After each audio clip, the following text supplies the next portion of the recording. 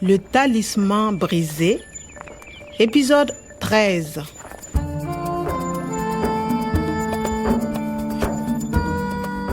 Aɗo mi hewtude ñaamey e pirogue e laana mi heɓi caɗele seeɗa.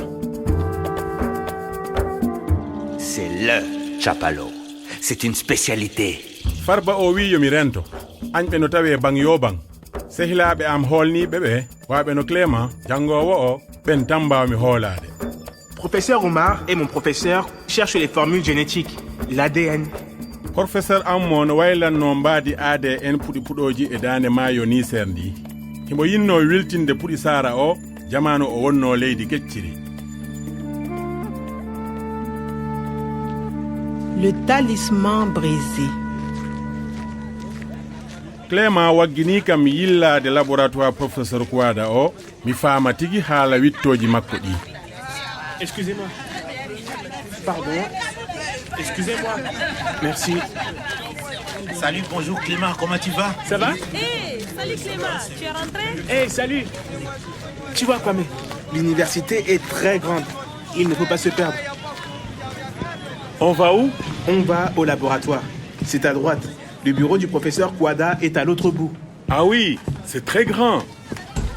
Entre, Kwame. Ndari, ton professeur travaille ici? Oui. Et moi aussi, je travaille dans ce laboratoire. Regarde les vitrines. Des photos. Plantes, xérophytes, herba, gramen. Mi famani de inde. Kono mi da ande puɗi ɗi. Je ne comprends pas. Ce sont des noms savants. Et là, les gravures de Tonjedo. Et les fossiles, tu vois. Ah, et yo, mi fami. Clément, excusez-moi, il faut que je vous parle. Vous pouvez venir? Ok, j'arrive. Excuse-moi, Kwame. Une seconde. D'accord. Ah, miɗo andi ɗum ko code ADN non. Gramen ko huɗo ko min e professeur men puɗnanno to gorom gorom.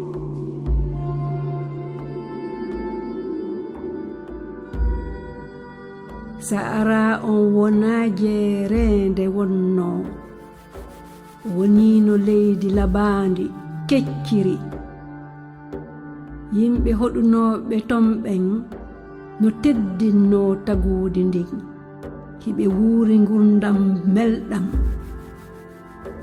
hiɓe yiɗi leydi maɓɓe ndin leydi maɓɓe ndin no yiɗi ɓe. Kwame? Oui. Désolé, mais je dois partir. Ah bon? Regarde. Pour aller au bureau du professeur Kouada, c'est facile. Tu vas tout droit, puis à gauche, il y a 2 portes. Le bureau du professeur, c'est la porte de droite. D'accord. Tout droit, à gauche, porte de droite. Oui, c'est ça. Bon, salut Kwame, à bientôt. Salut Clément. Merci pour tout. Moƴƴi, professeur Kouada o no wawi andindemi ko heewi e koduji ADN. Yehen, kono holko Clément wi kadi? Tu vas tout droit, puis à gauche. Tout droit. Eyyo, kono ko yeeso tan mi wawi yarude. Ok, à gauche, to nano. Kadi o wi dame ɗiɗi. Il y a 2 portes. Le bureau du professeur, c'est la porte de droite. Ok, moƴƴi, dame ɗiɗi neni, porte de droite. Professeur Kouada, koɗo damal ngal to ñaamo.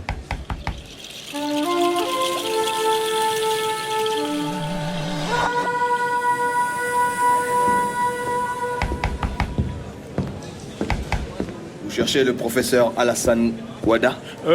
Oui, c'est ça. C'est moi. Je suis le professeur Kouada. Entrez. Merci. Et vous? Vous êtes Kwame, le jardinier du professeur Omar? Oui, je suis Kwame. Vous êtes... Je vous écoute, Kwame. Vous avez des nouvelles du professeur Omar? Des nouvelles? Non. Mais monsieur le professeur, vous travaillez avec le professeur Omar.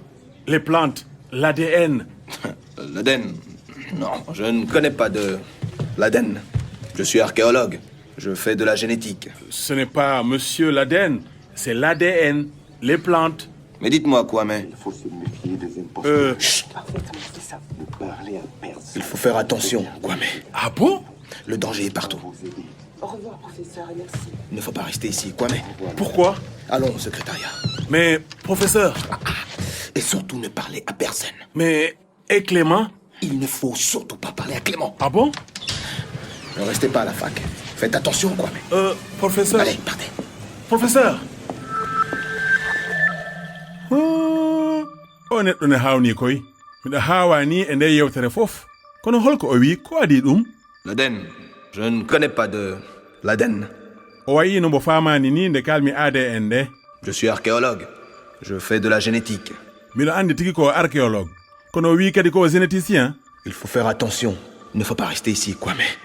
Il ne faut pas rester ici. Himo wondi e fayre. Seeɗa tan hadi o rado kam e yilirde makko nde. Il ne faut pas parler à Clément. Ne restez pas à la fac. Ɗum fof ne hawni.